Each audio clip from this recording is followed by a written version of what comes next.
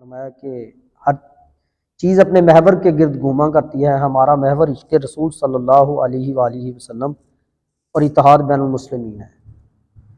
اتحاد جو ہے نا، یہ وقت کی اہم ترین ضرورت ہے، تقاضا ہے اس دور کا، اتحاد پہ کام کیا جائے۔ جب بھی مسلمانوں کی شکست اور ذلت کے محرکات آپ تلاش کریں گے نا دنیا میں، تو آپ کو اس کی وجہ اتحاد کا نہ ہونا ہی ملے گا۔ المکثر کے وہ لوگ اس کے محرک آپ کو ملیں گے مسلمانوں کی ذلت اور شکست کے، کہ جو امت مسلمہ کو توڑتے ہیں،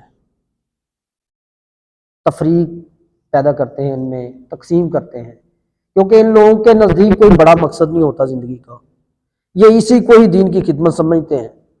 تو صاحب دارالحسان نے اس ضرورت کو محسوس کیا اور ایک اجتماعی جدوجہد کی آپ نے تعلیم دی اور اتحاد پہ زور دیا، یہاں تک فرمایا کہ اسراء میں اگر تیری جان کی بھی ضرورت پڑے نا تو گریز نہ کرنا، کیونکہ آپ جانتے تھے کہ ہر عروج اور ہر صبح مسلمانوں کی جو ہے وہ اتحاد کے ساتھ جڑی ہوئی ہے۔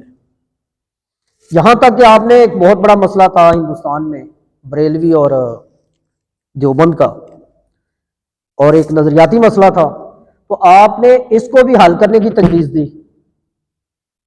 آپ نے کہا کہ اب وقت کا تقاضا ہے کہ اس کو حل کیا جائے اور علماء صلحاء آپس میں بیٹھیں اور کوئی حل پیش کریں۔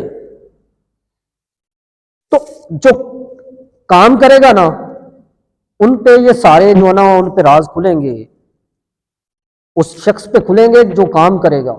آج یہ جو دھکے دیتے ہیں ہم لوگ، ایک دوسرے کی قدر نہیں کرتے، دوسری طرف رخ کر لیتے ہیں دیکھ کر، میں امت مسلمہ کی بات کر رہا ہوں، اس کی وجہ کیا کام کا نہ کرنا ہے۔ جب کام نہیں کریں گے تو سینے میں امت کا درد نہیں آئے گا، فکر پیدا نہیں ہوگی۔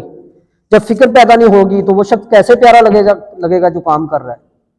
جس کے دل میں حضور کی امت کا درد پیدا ہوگا نا، اس کو کام کرنے والا ایک ایک شخص اپنی جان سے بھی زیادہ پیارا لگے گا۔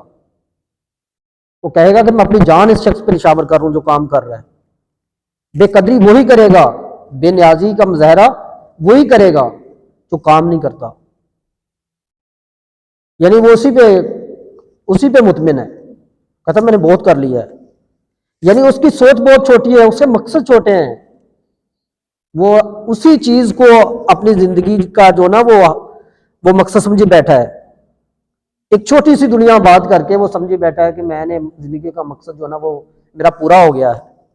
قناعت نہ کر عالم رنگو بو پر چمن اور بھی آشیاں اور بھی ہیں، وہ کہتے ہیں نا ستاروں کے آگے جہاں اور بھی ہیں، ابھی عشق کے امتحان اور بھی ہیں۔ یہ تو ان لوگوں کے لیے ہیں جن کے سینے میں درد ہے، جن کے سینے میں سوز ہے۔ تو صاحب دارالحسان نے اتحاد پہ زور دیا، تو ہمیں چاہیے کہ سوچ بنائیں اتحاد والی لوگوں کی، نوجوانوں کو ایسے سرکل میں جمع کریں کہ جہاں پہ ان کو ذہنی وسعت ملے، یہ ایک دوسرے سے محبت کرنے والے بن جائیں، یہ طاقت بن کر ابھرنے والے بن جائیں۔ اور ایک بات یاد رکھنا، جس نے دارالحسان کے محور میں رہتے ہوئے اتحاد کو فروغ نہ دیا، اس نے اپنی نسبت کے ساتھ دغا کیا، کوئی مانے یا نہ مانے، اس نے اپنی نسبت کے ساتھ بے وفائی کی۔ وہ صاحب دارالحسان کا ماننے والا اور ذہن ہو اتنا سا، یہ تو بات ویسے ہی سمجھ میں نہیں آتی۔ تو جس کو فیض پہنچا نا نگاہ کا، اس کا سینہ انشاءاللہ کھل جائے گا اور وہ کام کرے گا اس پہ۔ تو محنت پہ لگائیں ان کو کردار سکھائیں، ان کی مزاج اور طبیعت میں جو ہے نا وہ جو محنت ڈالیں، تاکہ یہ آگے بڑھ سکیں اور ایک طاقت بن سکیں۔